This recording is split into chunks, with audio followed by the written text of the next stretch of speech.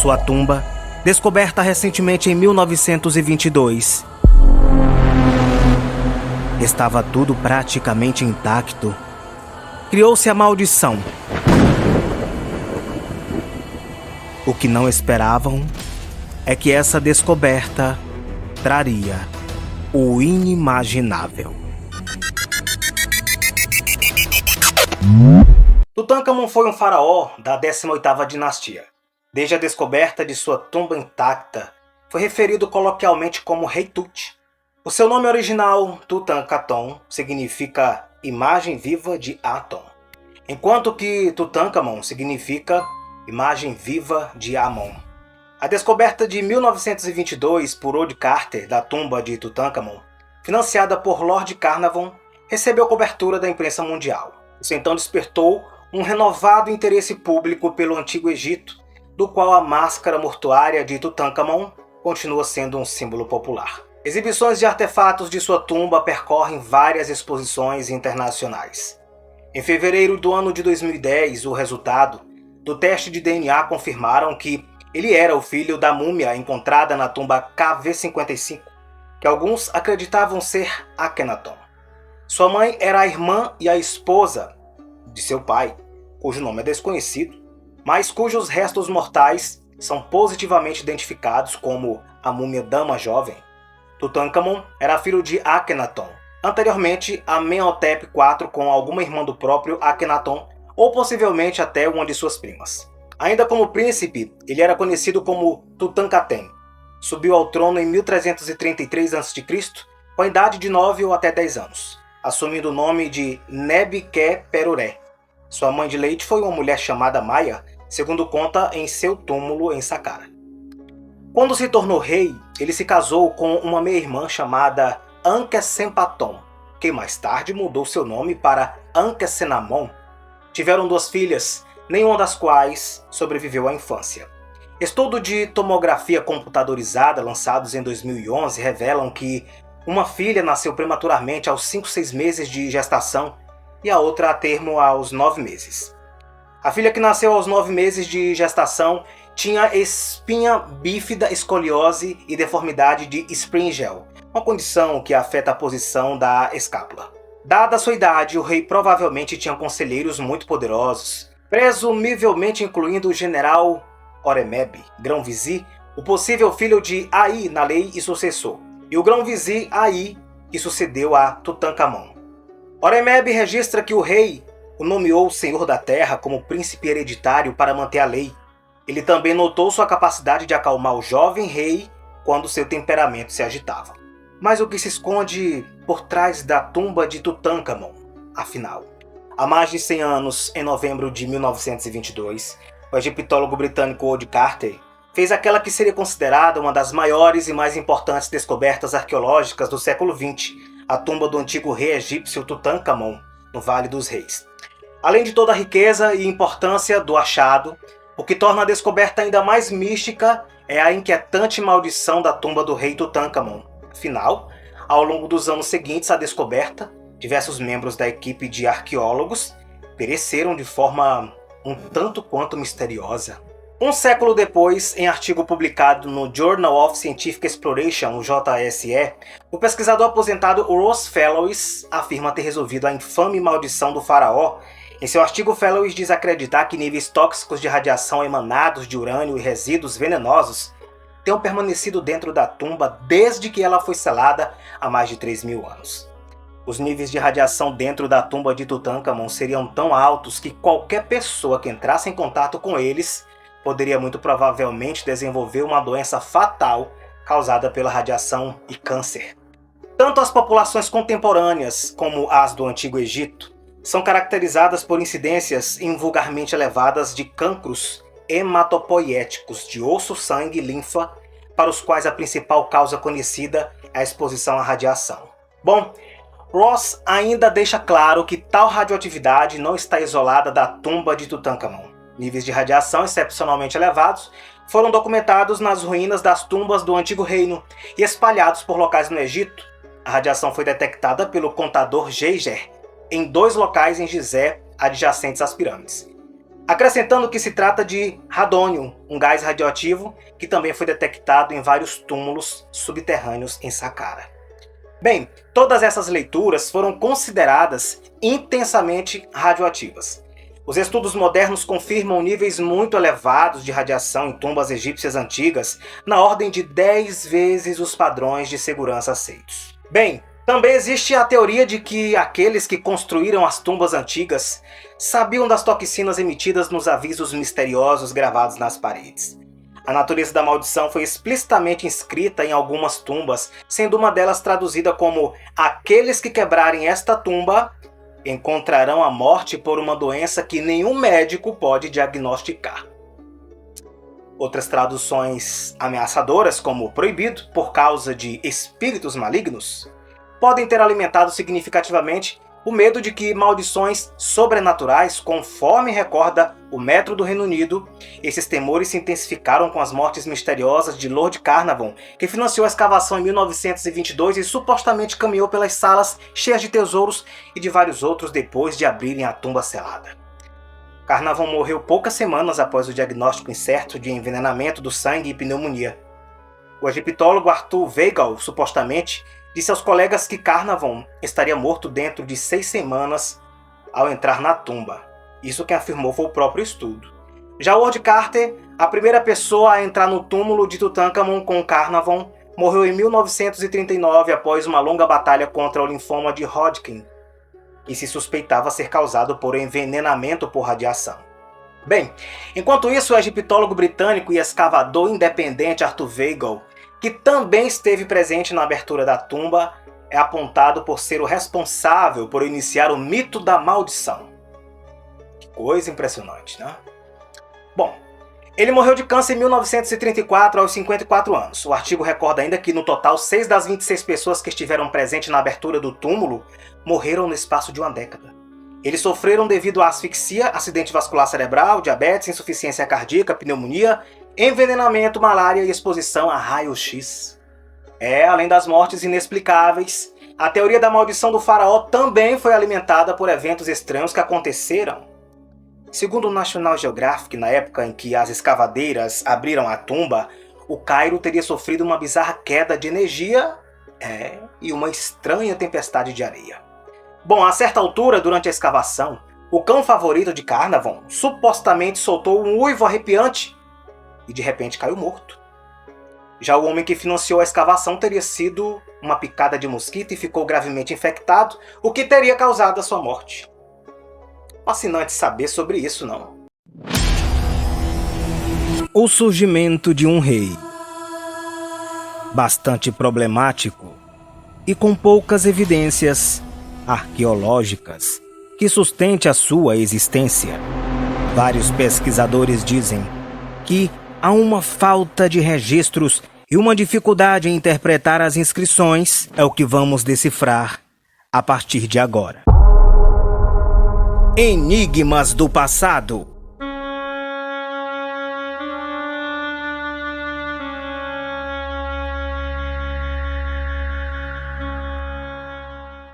Narmer foi o primeiro faraó que unificou o Egito pacificamente no início do primeiro período dinástico entre 3150 e 2613 a.C. Ele é visto por alguns pesquisadores como o último rei do período pré-dinástico, antes da ascensão de um rei chamado Menés, que unificou o país por meio da conquista. No entanto, o surgimento de um rei chamado Mené é bastante problemático e com poucas evidências arqueológicas que sustente a sua existência, enquanto Narmer é muito citado no registro arqueológico. O egiptólogo Flinders Petrie afirmou que Narmer e Menés eram 2 nomes que designavam uma mesma pessoa. Narmer era seu nome e Menés um título honorífico.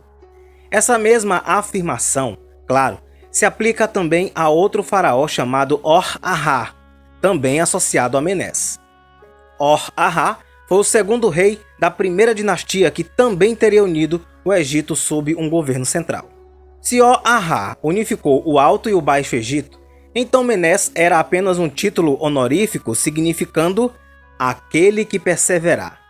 Alguns pesquisadores afirmam que a unificação do Egito só ocorreu realmente no reinado de Quenerés ou Khâsekhemuy, em 2680 a.C., último rei da segunda dinastia e pai do rei de José, que iniciou a terceira dinastia.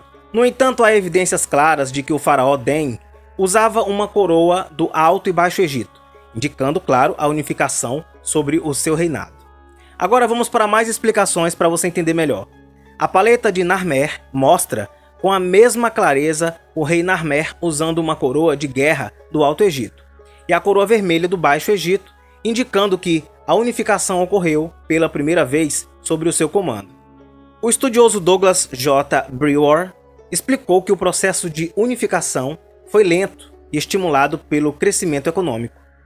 Agora, claro, provavelmente o Alto Egito era mais próspero e sua riqueza permitiu a incorporação sistemática das terras do Baixo Egito ao longo de todo esse tempo.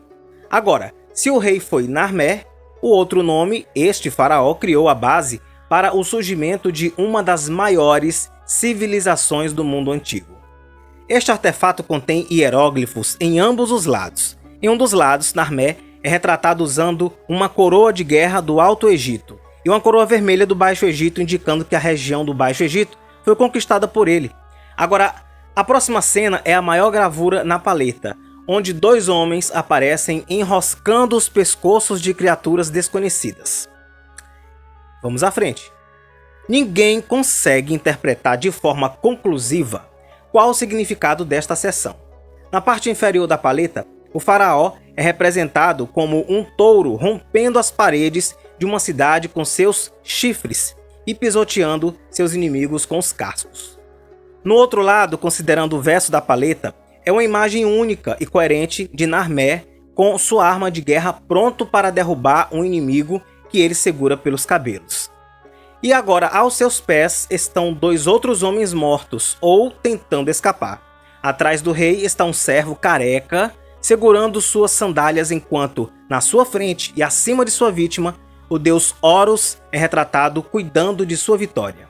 No topo da paleta estão gravadas cabeças de touro, que alguns pesquisadores interpretam como cabeças de vacas, ou seja, uma representação da deusa Hathor. A interpretação mais aceita é de que sejam cabeças de touro, claro, simbolizando a força e a vitalidade do rei Narmer. Agora, só para que você continue a entender, antes do reinado de Narmer, o Egito foi dividido em Alto Egito ao sul e Baixo Egito ao norte. O Alto Egito era mais desenvolvido com cidades como Hieracómpolis, Nakhdá e Tinis, que se desenvolveram rapidamente. Já o Baixo Egito era mais rural, com grandes campos férteis que se estendiam ao longo do Nilo. Após o início do comércio com outras culturas e civilizações, o Alto Egito teve um aumento importante no desenvolvimento. E é claro que isso levou o Alto Egito a conquistar o seu vizinho, provavelmente para obter grãos e outras culturas agrícolas para alimentar a crescente população ou quem sabe até mesmo para o comércio. Quando Narmer se tornou rei do Alto e Baixo Egito, ele se casou com a princesa Neitotep de Nakhdá em uma aliança para fortalecer os laços entre as duas cidades. A tumba de Neitotep, descoberta em 1987, era ricamente elaborada, sugerindo que ela possa ter governado após a morte de seu marido Narmer. O faraó Narmer foi uma figura importante. Ele liderou expedições militares através do Baixo Egito para reprimir as rebeliões e expandir seu território para Canaã e Núbia. Durante seu governo, ele aumentou a urbanização com vários projetos de construção e desenvolveu as práticas religiosas, iconografia e símbolos como o Diged, pilar de 4 camadas, que representa a estabilidade, e o Ankh-Ka, símbolo da vida. Os egípcios não desenvolveram suas cidades na magnitude que eram as da Mesopotâmia, provavelmente por perceber que tal desenvolvimento representaria ameaças. As cidades mesopotâmicas foram amplamente abandonadas devido ao uso excessivo da terra e à poluição do abastecimento de água. Agora, claro, é importante salientar que, segundo vários pesquisadores, há uma falta de registros e uma dificuldade em interpretar as inscrições que foram encontradas e identificadas como relacionadas a Narmer. Bom, no entanto, a maioria dos estudiosos acreditam que o rei estabeleceu uma dinastia que lançaria os alicerces de tudo que o Egito viria a se tornar. Que história interessante!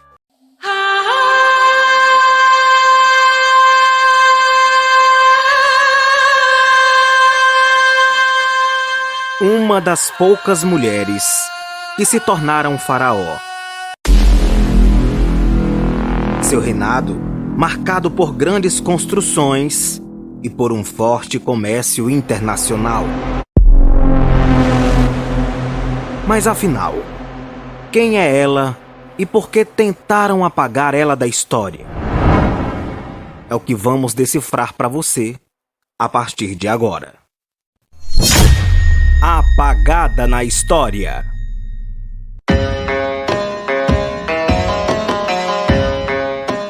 Uma figura singular na história egípcia, uma vez que foi uma das poucas mulheres a assumirem a posição de faraó. Seu reinado ficou marcado por grande prosperidade, especialmente por conta do forte comércio que se desenvolveu durante o período.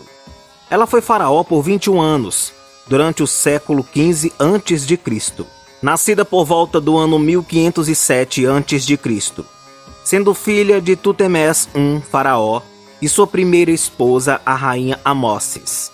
Por ser filha do faraó Hatshepsut, foi uma mulher de grande importância no Egito, e seu nome atesta isso, pois é traduzido como a mais importante das nobres damas. O grande destaque da vida de Hatshepsut foi ter sido faraó. Mas outro grande evento que sofreu depois que sua vida terrena foi a tentativa de apagamento da sua história.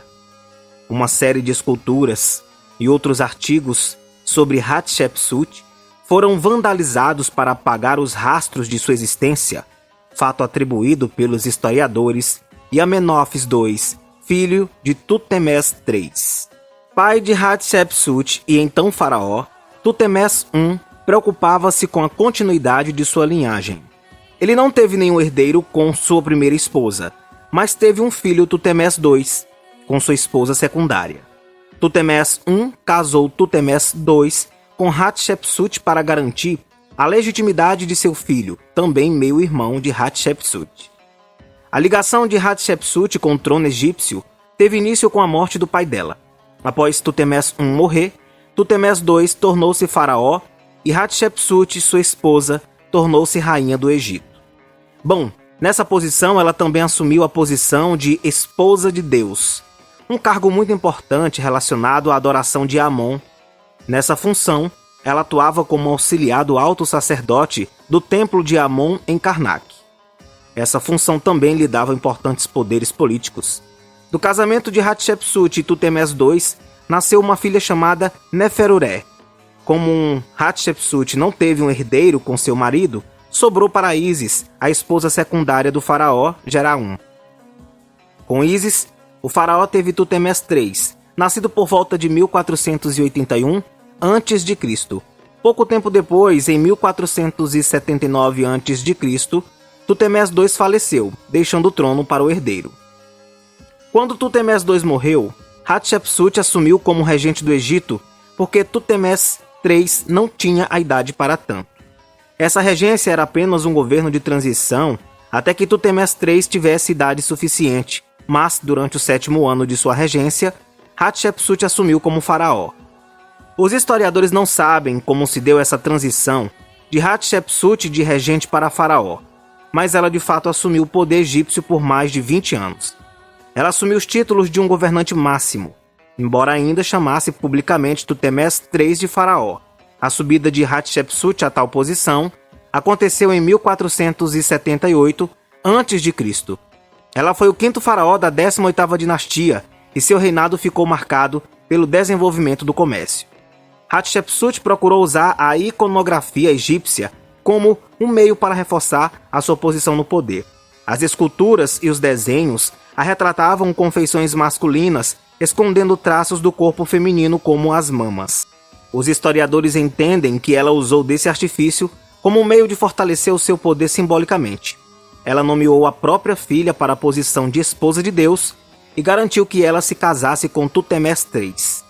A prosperidade do reino de Hatshepsut é atestada pelos historiadores pela quantidade de grandes obras cujas execuções foram ordenadas por ela. Um dos destaques é o templo de Del-Bahari, além da câmara mortuária que ela construiu para si e nomeada de Del-e-Bahari, traduzido como Maravilha das Maravilhas. Ela manteve importantes laços comerciais com reinos vizinhos, com destaques para uma expedição para o reino de Punt, localizado nas atuais Somália, Etiópia e Eritreia, e conhecido por ter vendido inúmeros artigos de luxo para o Egito. Hatshepsut morreu em fevereiro de 1458 a.C., e acredita-se que a causa de sua morte tenha sido câncer nos ossos. Outras pesquisas ainda concluíram que ela possuía outros problemas de saúde grave, diabetes e artrite. Com a sua morte, Tutmés III pôde assumir o poder egípcio plenamente. Décadas depois da morte de Hatshepsut, seu nome foi apagado de escritos e sua imagem em esculturas e pinturas foi vandalizada como forma de apagá-la da história egípcia. Os historiadores acreditam que isso foi promovido por Amenófis II, filho de Tutmés III. A história de Hatshepsut foi resgatada quando seus restos mortais foram encontrados no começo do século XX. E então, você sabia que existia essa deusa que tentaram apagar da história do Egito Antigo? Deixe aqui nos comentários. Se inscreva no canal, clique na opção todas no sininho e, claro, deixe aquele like para a gente chegar para mais pessoas. Muito obrigado pela companhia de todos. Se cuida. Nosso encontro é por aqui na Fatos Descobertos Brasil. Grande abraço. A gente se vê. Tchau.